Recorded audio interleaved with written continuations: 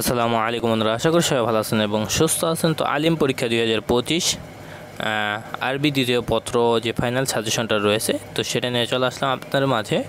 তো 26 তারিখ থেকে কিন্তু আলিম পরীক্ষাটা অনুষ্ঠিত হবে মাদ্রাসা বোর্ডের।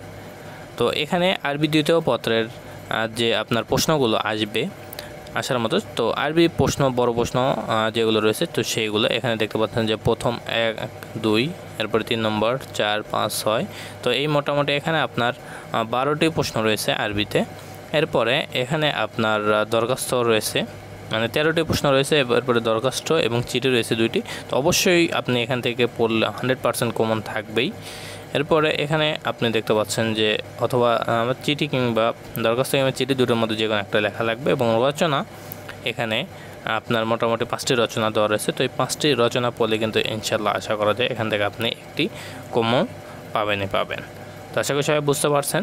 সবাই ভালো থাকবেন, সুস্থ থাকবেন, আমাদের সাথে থাকবেন। আসসালামু আলাইকুম।